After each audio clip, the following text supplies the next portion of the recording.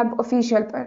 तो बच्चों, जैसा कि आप देख सकते हो, मैं लेकर आई हूँ इस वीडियो में क्लास 8 साइंस की न्यू बुक क्यूरियोसिटी का chapter number 3, health the ultimate treasure. ठीक है, और ये होने वाला है हमारा पार्ट 4 वीडियो, जिसमें मैं नॉन कम्युनिकेबल डिजीजेस के बारे में डिस्कशन करूंगी। तो इससे पहले हमने टाइप्स ऑफ डिजीज देखे थे, कम्युनिकेबल डिजीजेस के बारे में पढ़ा था, और आज मैं बताने वाली हूँ नॉन कम्युनिकेबल डिजीज के बारे में। सबसे पहले यहाँ पे एक क्वेश्चन दी गई है कि how are non communicable diseases caused. मतलब जो नॉन कम्युनिकेबल डिजीज होती है वो कैसे होती है। ठीक है, कम्युनिकेबल तो हमने देखा, एक पर्सन से ये दूसरे पर्सन तक फैल जाता है। ठीक है, जो इन्फेक्टेड पर्सन है उससे सारे जर्म्स या पैथोजेंस जो हैं वो एक हेल्दी पर्सन में चला जाता है, जिसके वजह से इसे भी वो डिजीज हो जाती है। लेकिन जब हम नॉन कम्युनिकेबल के बारे में बात करें तो वो कैसे लोगों को होने लगता है। सबसे पहले कुछ एग्जाम्पल्स देखो। You learn that non-communicable diseases like cancer, diabetes and asthma are linked to lifestyle, diet and or environment। ठीक है, तो नॉन कम्युनिकेबल डिजीज हमारे लाइफस्टाइल की वजह से हो सकती है, हमारी डाइट की वजह से हो सकती है, एनवायरनमेंट की वजह से, और साथ ही साथ अगर हमारा बॉडी या हमारे बॉडी के कुछ पार्ट्स सही से फंक्शन ना करे तो भी हमें नॉन कम्युनिकेबल डिजीज हो जाती है। Okay, they are the most common cause of death in India. और नॉन कम्युनिकेबल डिजीजेज जो है वो काफ़ी डेंजरस होते हैं as compare to communicable disease, क्योंकि मेजर डेथ केसेस जो होते हैं वो नॉन कम्युनिकेबल डिजीज की वजह से होते हैं। In grade 8, you learned about diseases like scurvy, anemia, goiter, which are caused by lack of specific nutrients in the diet. These are called deficiency disease and also non-communicable। तो आपने class 6 में पढ़ा था कि कुछ डिजीजेज है, जैसे scurvy है, एनीमिया है, नाइट ब्लाइंडनेस है, ये सारे डिजीज किसके वजह से होते हैं, कुछ न्यूट्रिएंट्स के कमी के वजह से होते हैं। इन्हें हम डिफिशिएंसी डिजीज कहेंगे या तो फिर सिंपली नॉन कम्युनिकेबल डिजीज कहेंगे। ओके, अब देखो नॉन कम्युनिकेबल में क्या बताया गया है कि disease such as cancer, diabetes and asthma they often persist for a long time. मतलब ये सारे डिजीज ऐसे हैं जो बहुत लंबे समय तक चलते हैं, लाइफ टाइम भी चलते हैं, और इन्हें हम क्या कहेंगे, क्रॉनिक डिजीज कहेंगे। मतलब 3 महीने से ज्यादा अगर ये चल रहा है, लंबे समय तक चल रहा है, तो ये क्रॉनिक डिजीज हुआ। Okay, diabetes is a common disease which is becoming more prevalent in adults as well as in children. ठीक है, डायबिटीज जो है बड़ों को तो हो ही रहा है, कुछ बच्चों को भी ये डायबिटीज होने लगी है। In India now one of the highest numbers of people with diabetes in the world। अब इंडिया में ऐसा रिकॉर्ड किया गया है कि डायबिटीज के सबसे ज्यादा पेशेंट्स जो हैं वो इंडिया में ही हैं। okay? It often develops due to combination of hormonal imbalances, unhealthy eating habits, lack of physical activity, being overweight or obese and other reasons। अब डायबिटीज के यहाँ पे कुछ रीजंस दिए गए हैं। ठीक है, डायबिटीज के रीजंस क्या क्या हो सकते हैं, किसके वजह से डायबिटीज हो रहे हैं लोगों को।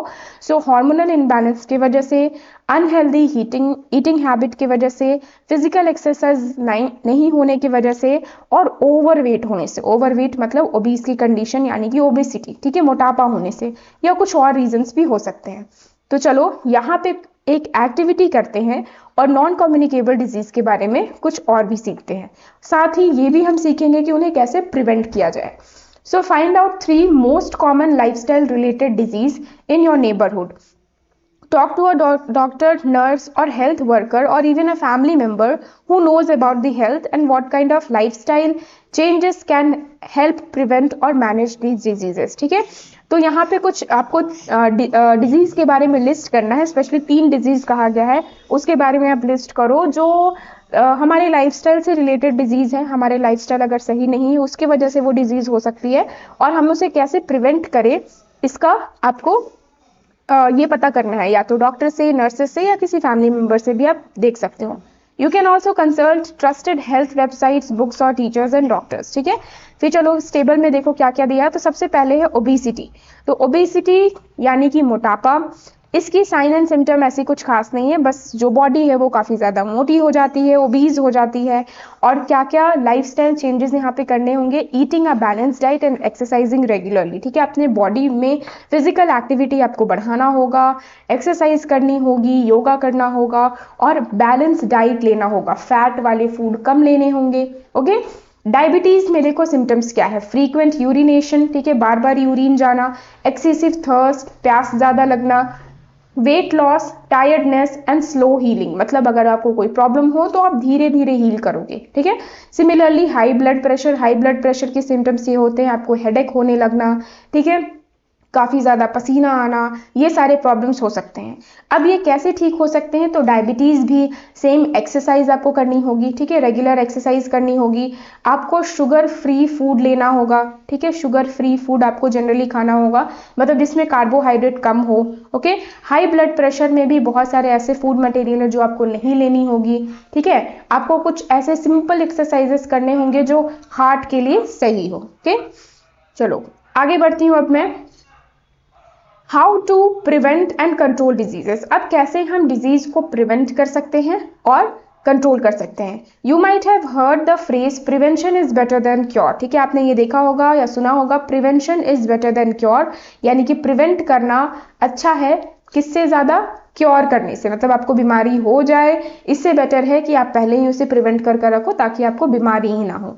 It is important to protect ourselves from both communicable and non communicable disease, दोनों डिजीज इक्वली डेंजरस है हमारी बॉडी के लिए, सही नहीं है, तो हमें इन दोनों डिजीज से बच कर रहना है, ठीक है, अपने बॉडी को प्रोटेक्ट करना है। अब यहाँ पे एक बात बताई गई है, Odisha community lead sanitation campaign, ठीक है। अब यहाँ पे एक आर्टिकल के बारे में हम देखेंगे, ओडिशा की ये आर्टिकल है। In the Bhadrak district Odisha a community sanitation campaign helped more people build and use toilets, ठीक है। अब देखो उड़ीसा में एक डिस्ट्रिक्ट है जिसका नाम है भद्रक। अब यहाँ के डिस्ट्रिक्ट में एक सैनिटेशन कैंपेन किया गया, यानी कि एक आप कह सकते हैं एक प्रोग्राम किया गया जहाँ सैनिटेशन, साफ सफाई, टॉयलेट्स बनाए गए, ठीक है, साफ सफाई कैसे करनी चाहिए लोगों को बताया गया, टॉयलेट्स बनाए गए बहुत सारे। This reduced open defecation significantly, ठीक है, ओपन डिफिकेशन का मतलब होता है खुले में शौच करना, ठीक है, मतलब पहले के टाइम में ऐसा होता था या बहुत सारे गांव में अभी भी ऐसा है कि उनके घरों में टॉयलेट नहीं होता और उन्हें टॉयलेट के लिए बाहर जाना पड़ता है, ठीक है, खुले में मैदान में जाना पड़ता है, तो जिसके वजह से काफ़ी ज़्यादा इन्फेक्शन हो सकती है, ठीक है, बीमारियां फैल सकती है, तो यही चीज़ वहाँ पे स्टॉप की गई थी, ठीक है। And improved child health with fewer case of diarrhoea and infections. अब अगर ओपन डिफेकेशन हो तो इसकी वजह से डायरिया हो सकती है, बहुत सारे इन्फेक्शंस हो सकते हैं, तो जब यहाँ पे उड़ीसा में ये भद्रक डिस्ट्रिक्ट में ये कैंपेन स्टार्ट किया गया, तो जिसमें टॉयलेट्स बहुत सारे घरों में बनाए गए, जिसके वजह से ओपन डिफिकेशन जो है वो काफ़ी हद तक कम हो गई, okay. What do you infer from this case study, अब ये जो केस है इससे आप क्या समझ रहे हो।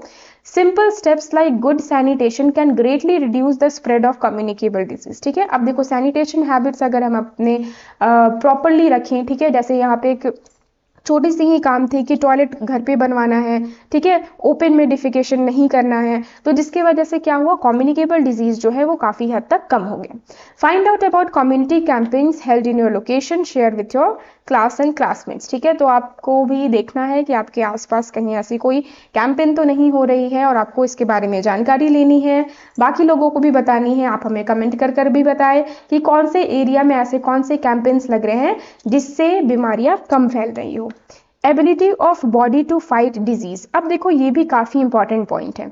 जैसा कि आपने कोविड के टाइम देखा होगा, कोरोना के टाइम देखा होगा कि अगर एक फैमिली में मान लो 6 मेंबर्स हैं, ठीक है, अब इन 6 मेंबर्स में 3 को कोरोना हो रहा है, यानी कि कोविड-19 जो है उस वायरस ने अटैक किया है, और बाकी 3 को उसने अटैक नहीं किया है, मतलब बाकी 3 को कोरोना नहीं हुआ है।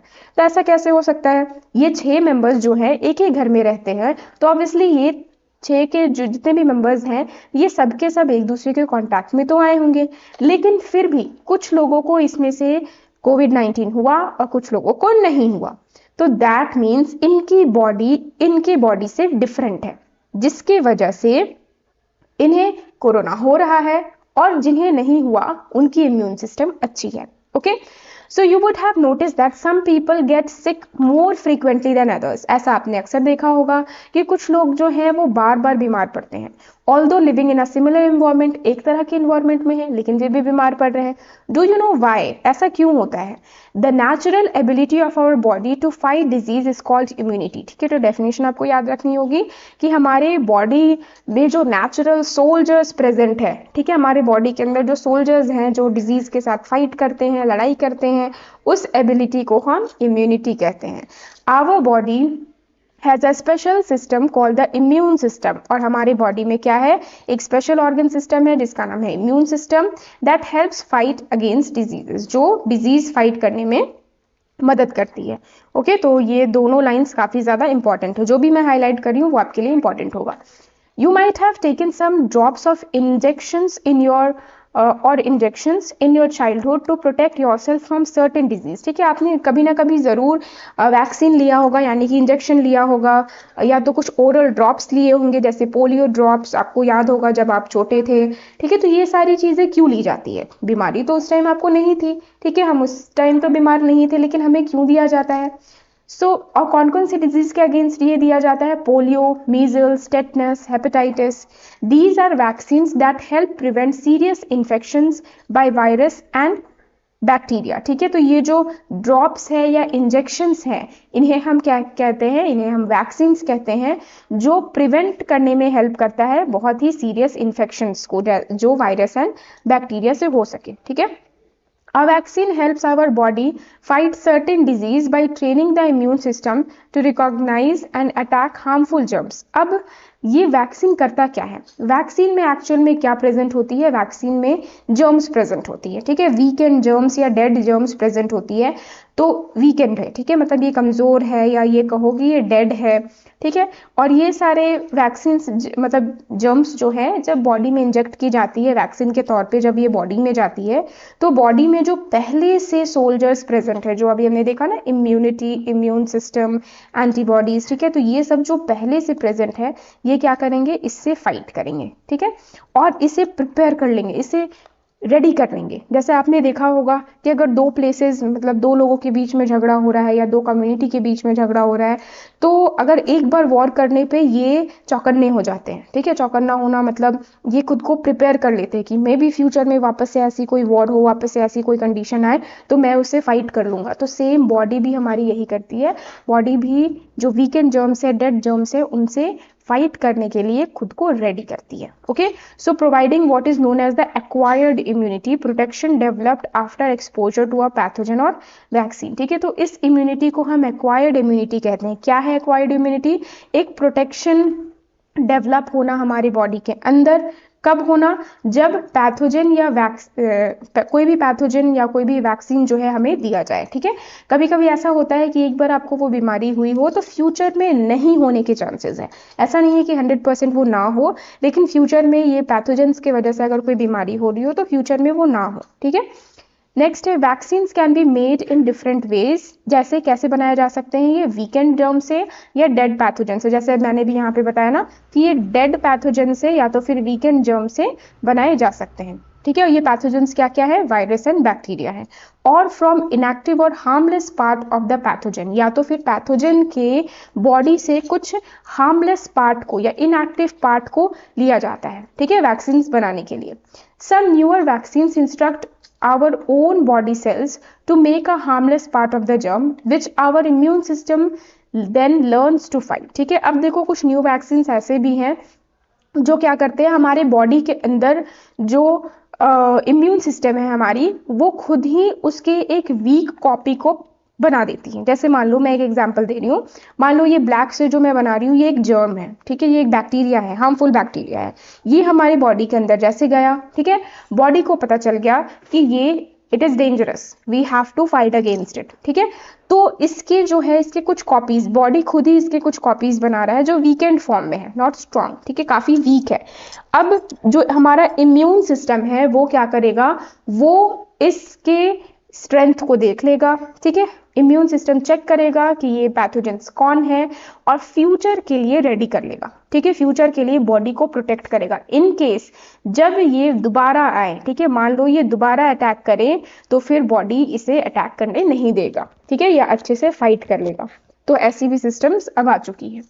एग्जाम्पल देखो, a tetanus shot often given after an injury, protects against infection by the tetanus causing bacteria। ठीक है, तो आपको कभी भी आपने ऐसा हुआ होगा आपके साथ कि अगर आपको कभी चोट आई हो या स्पेशली लोहे से चोट आई हो तो हम कहते हैं टेटनस का इंजेक्शन ले लो। तो इसलिए ले लो क्योंकि कभी भी कोई इंजरी होती है, कोई कट होता है, कोई वुंड होता है, तो उससे ये जो टेटनस कॉजिंग बैक्टीरिया है ये हमारी बॉडी में जा सकता है। और अगर हम टेटनस इंजेक्शन लेकर पहले से रहेंगे तो हमारी बॉडी इसके लिए प्रिपेयर रहती है। ठीक है, तो अगर टेटनस बैक्टीरिया अंदर जा भी रहा है तो फिर उससे हमें ज़्यादा हार्मफुल नहीं होगा कुछ भी। ठीक है, It contains an inactivated bacteria toxin that helps the immune system develop protection without causing the disease। ठीक है, तो ये इंपॉर्टेंट लाइन है कि वैक्सीन कैसे एक्ट करते हैं। तो आपको याद रखना होगा कि वैक्सीन जो है कुछ इनएक्टिव बैक्टीरियल टॉक्सिन्स कंटेन करते हैं और जिससे हमारा इम्यून सिस्टम जो है वो प्रोटेक्ट होता है और उससे कोई डिजीज नहीं होती है। ठीक है, do you know when the first vaccine was discovered.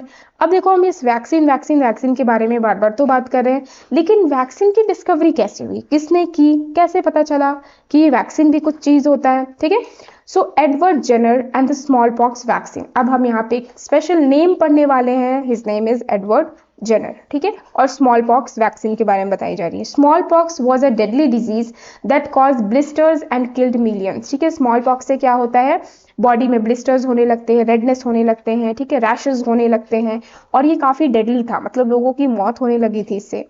A milder disease called the cowpox seen in cows could also infect humans। अब कुछ ऐसी डिजीज थी काउपॉक्स जो जनरली काउ को होती थी, गाय को होती थी, लेकिन ये ह्यूमन बींग्स को भी होने लगी। इन late 1700s English doctor Edward Jenner discovered that people who had cowpox did not get smallpox। ठीक है, अब देखो ये जो स्मॉल पॉक्स है ये काफी ज्यादा डेडली थी, डेंजरस थी। काउपॉक्स थोड़ी माइल्डर थी, माइल्डर मतलब बहुत ज्यादा डेडली नहीं एज स्मॉल पॉक्स। तो अब मान लो कुछ लोगों को काउपॉक्स हुआ था, ठीक है, इस पर्सन को मान लो पहले से काउपॉक्स हो चुका है, ठीक है, और एक पर्सन है जिसे काउपॉक्स नहीं हुआ है। ठीक है, तो अब जब ये स्मॉल पॉक्स की वायरस जब इधर आएगी, ठीक है, तो पहले से क्योंकि इसे काउपॉक्स हो चुका है यानी कि इसके अंदर काउपॉक्स के पैथोजेंस होंगे और बॉडी यानी कि जो हमारी इम्यून सिस्टम है वो समझ गई होगी कि काउपॉक्स क्या है। मतलब इन फ्यूचर अगर ऐसी कोई बीमारी आती है, अगर ऐसी कोई पैथोजन आते हैं तो उसे वो इजीली फाइट कर सकता है। मतलब स्मॉल पॉक्स से इसे अब कोई असर नहीं हुआ। मतलब जो पर्सन था या तो वो जल्दी रिकवर हो गया स्मॉल पॉक्स से या तो उसे स्मॉल पॉक्स हुआ ही नहीं, लेकिन जिसे काउपॉक्स नहीं हुई थी उसे स्मॉल पॉक्स ने अच्छे से अटैक किया। ठीक है, तो इसी थॉट को लेकर एडवर्ड जेनर ने सोचा कि अगर हम लोग पहले से ही इसे रेडी करें, अपने बॉडी को पहले से ही रेडी कर ले, तो फिर हमें बहुत सारी बीमारियां नहीं हो सकती। So this led to the invention of first vaccine and help protect people from smallpox. तो आप याद रखोगे किसने वैक्सीन को डिस्कवर किया, तो एडवर्ड जेनर ने किया। किस बीमारी के अगेंस्ट किया, तो स्मॉल पॉक्स के अगेंस्ट किया। ठीक है, अब देखो यहाँ साइंटिफिक हेरिटेज में क्या है, long before modern vaccines people had a India had a traditional method called variolation. अब पहले के समय में क्या किया जाता था, एक मेथड परफॉर्म किया जा रहा है वेरियोलेशन, जिससे स्मॉल पॉक्स को प्रिवेंट किया जा सकता था। इसमें क्या है, it involve using material from a small pox सोर टू स्क्रैच द स्किन। ठीक है, मतलब स्मॉल पॉक्स जब बॉडी में होती है तो ब्लिस्टर्स आ जाते हैं या रेडनेस हो जाती है, तो उस पार्ट को थोड़ी सी स्क्रैच कर लेनी है। ठीक है, and create a mild infection, और उसे फिर दूसरों तक स्प्रेड करना है ताकि उनमें वो इन्फेक्शन हो। और फिर से वही स्टोरी कि उनमें जब वो इन्फेक्शन होगी तो बॉडी इन फ्यूचर के लिए उसे रेडी कर लेगा। ठीक है, और इम्यूनिटी बिल्ड हो जाएगी, मतलब इम्यूनिटी स्ट्रांग हो जाएगी। So people who perform this practice were known as tikadars, और जो ऐसा प्रैक्टिस करते थे, जो लोगों को ऐसे क्योर करते थे, ठीक है, उसे हम टीकेदार्स कहते हैं। चलो आगे बढ़ती हूँ मैं। Think like a scientist. Observation. Jenner observed that milkmaids who had cowpox did not catch smallpox, likely because the two viruses are related। ठीक है, तो जो milkmaids हैं, ठीक है, उन्हें पहले से cowpox हो गई थी जिसके वजह से उन्हें smallpox नहीं हुआ। Hypothesis क्या थी, कंटेंट इन द पस of the cowpox blisters protected people from small pox. ठीक है, अब जो काउपॉक्स ब्लिस्टर्स में जो पस थे, जो लिक्विड थी, उससे स्मॉल पॉक्स से बचाया जा सकता था। मतलब काउ पॉक्स के ब्लिस्टर्स में जो पस निकलता था, जो लिक्विड होती थी, इस लिक्विड से हम क्या कर सकते हैं, स्मॉल पॉक्स को खत्म कर सकते हैं, स्मॉल पॉक्स से बचा सकते हैं।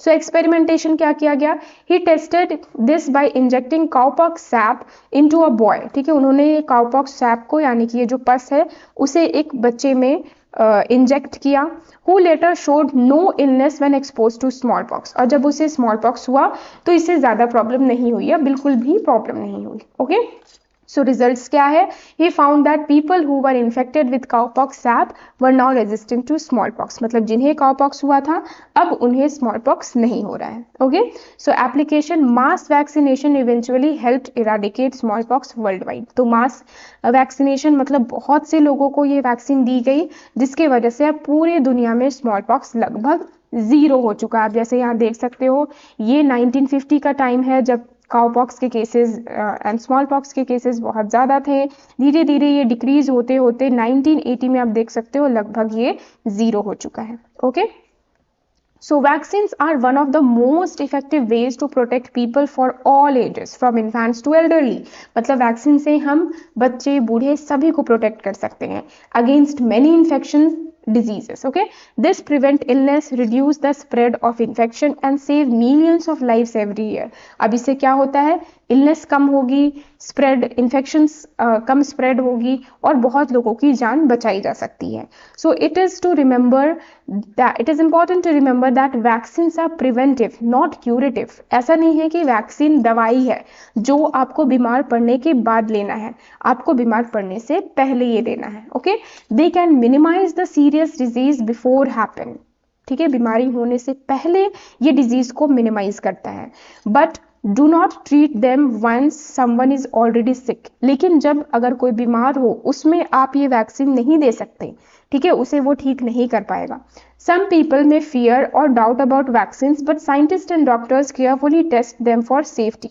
बहुत सारे लोग वैक्सीन लेने से डरते हैं, उन्हें लगता है कि ये तो जर्म्स है, हमारे बॉडी में चला जाएगा, फिर हमें इन्फेक्शन हो जाएगी, लेकिन ऐसा नहीं है, वो हमारे भलाई के लिए ही हमें दी जाती है। So getting vaccinated not only protects you but also the people around you. Okay, so hope आपको ये समझ में आ गया होगा अच्छे से। कि यहाँ तक मैं आज करती हूँ। नेक्स्ट वीडियो में हम ट्रीटमेंट ऑफ डिजीजेस के बारे में पढ़ेंगे और कुछ लोगों के बारे में भी पढ़ेंगे। ओके, सो अगर आपको ये वीडियो पसंद आई हो तो आप इसे लाइक करें और सब्सक्राइब करें हमारे चैनल लर्न ओ लैब ऑफिशियल को। Thanks for watching.